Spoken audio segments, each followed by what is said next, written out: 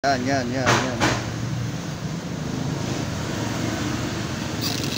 Yun. Alright. Vice Press, thank you. At naghahanap pa rin siya nung kanyang makina rito. Kung nasaan yung makina. Nawawala yung makina ngayon, nandoon yung makina pala sa dulo. Kapatid Tulits, thank you. At Vice Press, salamat ulit.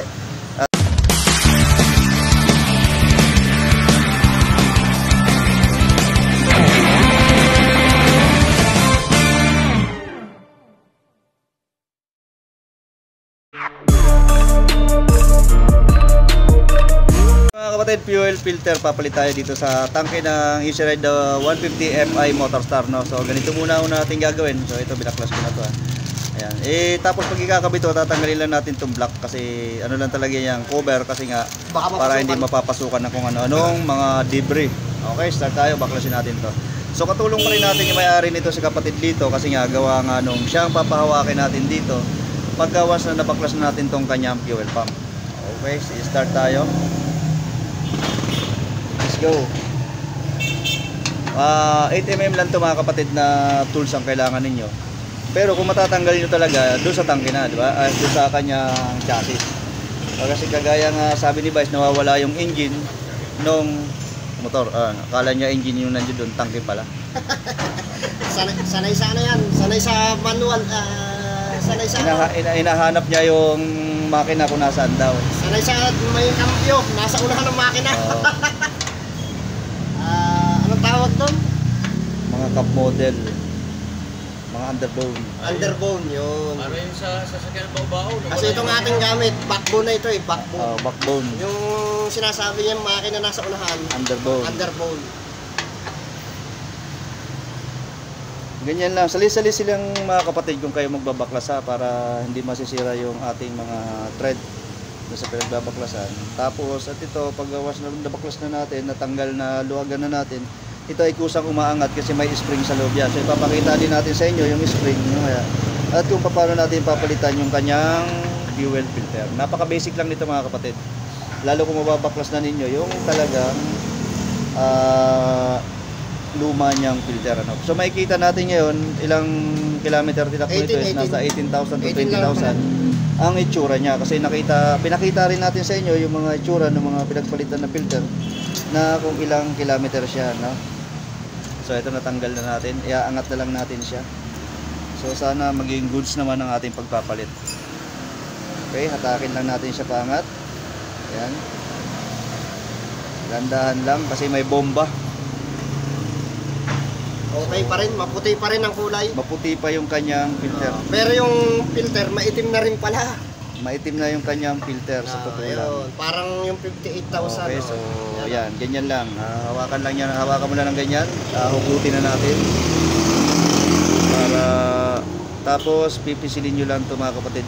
Ano nyo lang to rito, kukuitin kabilaan kasi may lock lang siya dyan. Tapos saka natin hugutin palabas. Ayaw Ayaw. Hindi. Itas mo, hindi nakikita kasi sa camera pala, kaya ayaw. So ayan na. Okay. Ayan na. Moment of truth. Aba, ayaw pa rin. Pasawit ba sa kabila eh? Yun. So lumagutok na. Kailangan pala lumagutok na. So ito ang itsura ng 18,000 to 20,000, no, ang ating filter. Kung makikita nyo naman yung ipapalit natin is talagang puting-puti pa, di ba? So ito na yon. At make sure kung kayo ay magpapalit mga kapatid, may guide naman yan dito. Ay may gatla, kagaya ng gatla na yan. So may gatla rin dito sa portion na to. Yan. So diyan din natin itatapat lang. So tanggalin na natin tong kulay black. Tapos hawakan mo muna, Vice. Tapos isubo mo na at sumigaw ka ng daron na. Uy, natanggal ang kanyang filter. Angat mo pa. Kasi may ano yan, may o-ring sa loob para sureball lang yung pagpasok ng ating goma. Habaw nga natin. Hindi magandang pagkapasok niya dun. Tanggalin ko ng alam. So lagyan na lang natin dito yan sa loob. So pag ipasasalpak na natin yan, bubukayin lang din natin uli yung mga gilid-gilid ha. To. Yan. Tapos pwede natin siya i-press lang papasok kung kakayanin nyo ha, pero pag hindi, bukasin nyo ito. Lalagutok din yan pag ano. Hindi ko kasi makita masyado. Oh, yeah. Yan.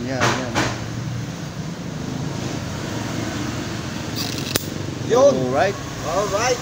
So isang lagutok lang. Okay na yun. Tapos isasalpak na lang uli natin. At siyempre tatanggalin na natin itong luma na to. Tignan nyo may ang kulay niyan. Oh. Ha? Ayan. Oh. Ganyan lang pagpasok. Oh, pag ganon. Okay. Yan. Diretso. Okay. Okay. Tapos babaon lang natin. Paano ang harap niya? Paano ang harap? Tama na yan. Sakto lang yan. Kasi tatapat lang din natin itong mga rubber dito. May mga ano yan eh. Ito. Kagaya itong tulis. Kaya pumasok dito. Ah, yun. May guide yan, may guide. Pala. Oh, may guide. Tapos ipipress lang natin siya pababa. May ano pala siya, parang yung dito sa mga takip ng ano natin. Oo, may guide lang siya. May Tapos mga guide. i-press lang uli natin siya. Marikina lang. Ano yun? Parang marikina lang. Ah, parang marikina. Ako, maitim na rin nag-press ah. Ha? Oo, maitim na rin. Ibig sabihin, ginagamit. Baka ibig sabihin, dapat pala ibuhos yung gasolina. Ay, hindi. Malinis ang gas niya. May ano rin siya sa 18,000. Ang pangit pag yung dito kumukulay yung ano, pag kumukulay sa ano. Kaya hindi ako nagkakarga ng kulay. Panay unleaded lang. Kasi kumukulay yung dito sa plastic. Yun ang mabilis kumapit. Unleaded lang naman talaga kasi ang advice na mga gas natin sa ating easy ride. Kasi ano yun yung color. At saka mawawala kasi yung warranty or mabuboard yung warranty nyo sa fuel pump once na nagkarga kayo ng ibang kulay. Kasi nga advice lang talaga sa atin is kulay green na gasolina. Although sabihin natin puro unleaded naman ng ating gasolina kasi pinagtatalo-talunan niya na sabing ganoon unleaded lang. Eh halos lahat naman, Pare-parehas lang naman unleaded lahat yan. naman po yan unleaded is nagkakatalo lang sa octane. Octane. Saka Ah, pangit yung ano, makulay. Nakakapit talaga dito sa... puro leaded gasoline yan. Nakakapit dito yung kulay. Kumakapit siya. So kapag once na nakargahan natin ng ano yan, lalo sa mga bagong FI, bagong release, once na makargahan nyo ng kulay red, so void na po yung warranty ng ating fuel pump. Mahal pa naman po yan. Ang presyo niyan ay nasa 2.5. Ganun siya kamahal. So kung nagmamahal ka ng bawal, ito mamahalin mo talaga to. Nagmamahal ka ba guys ng ano, ng bawal? Oh. Hindi. So ito, higpitan lang uli natin. Kagaya nga ng ating pagluwag is ang paghigpit is alternate din mga kapatid. Kabi-kabila din para mas maganda. So, yan. Ganyan Para pantay ang higpit. ganyan kabusisi ang FI kaysa sa karburador. Yan, tama.